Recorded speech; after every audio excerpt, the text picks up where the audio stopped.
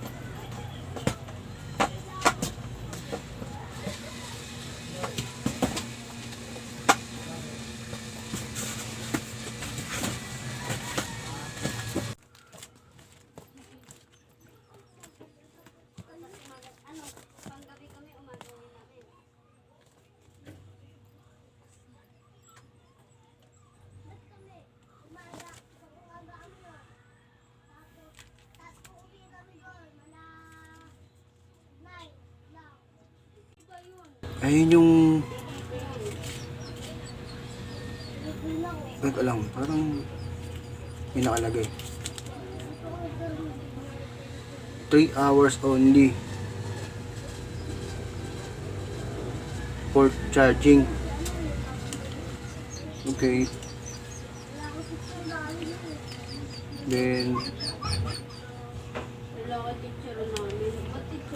bawal ma-overcharge. Talaga, sir. Kung hindi, Wala ko teacher namin, oh. Ano yung bakit? nasabog pala yan.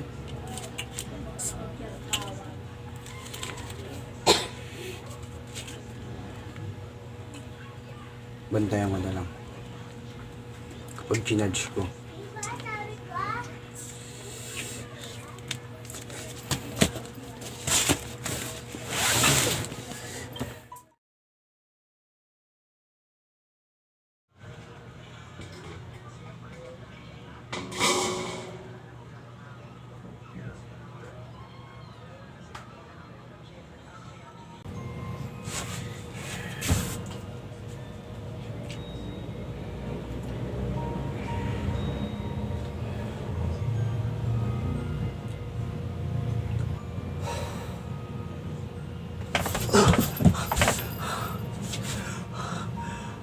Yan.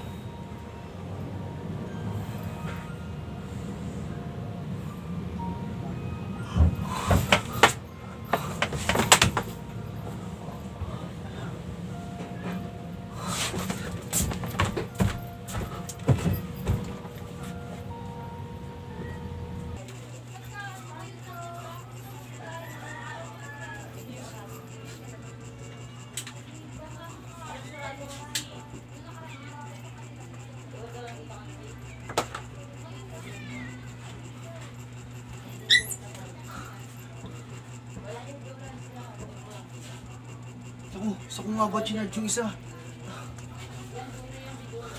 Yeah.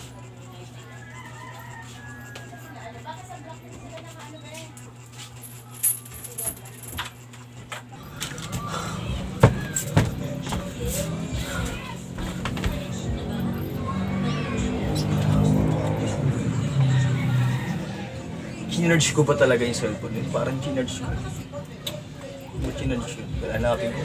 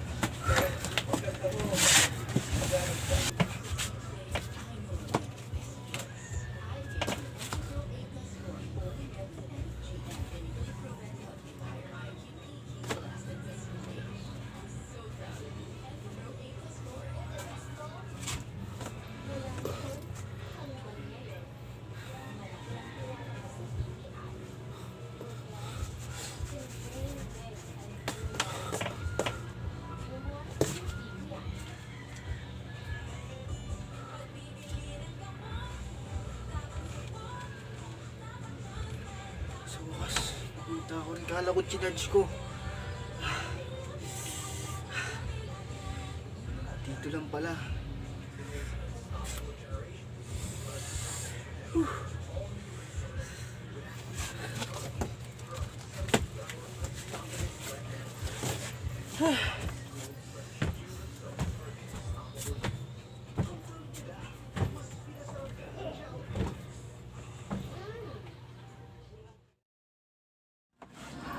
Alam mo guys, no? Napaka rami nang nangyayari na tulad ng napanood yung video kanina, no? Na kadalasan sobrang nating pagod galing sa labas, no? Kung ano man yung ginawa natin sa labas, kadalasan dyan happy, kita-kits na mga barkada, o galing sa trabaho, overtime, pagod sa mga biyahe, pagod sa kanilang trabaho, sa mga kanilang mga negosyo sa labas, o kung ano man yung pinagkaabala nila sa labas, na pumasok sila lang umaga, then pag-uwi hating gabi na. So talagang pagod talaga ang labas nun, no? Pero kadalasan kasi dyan, sobrang pagod mo, no? Pagka-uwi mo, no, sa iyong bahay, mapopo ka, dalasan ang iniisip mo na lang yan matulog na lang pagdating sa bahay, magpapahinga ka na lang ng konti, then sunod nun gusto mo parang tinatamad ka na kumilos, then pagtamad mo ng kumilos, gusto mo lang may gana sa kama at matulog na at magpahinga. Okay, ganun talaga guys kapag galing ka sa labas tapos napakarami mong ginawa sa labas, no? Paano kung ganito yan? Kung yung simpleng pagkalimot na yon, no, mag-uwi na naman ng isang trahedya na hindi mo inaasahan, 'di ba? Okay, lalo na sa mga dasa na nakakalimutan patayin yung mga bagay-bagay. Ano yung kadalasan yun, nasa ano yan no, nasa electric, yung pinaka ano niyan, tawag doon, pinaka sinisimulan ng mga sunog, no? Kadalasan kasi merong tayong gadgets na talagang bawal ma-overcharge, no, ng sobra.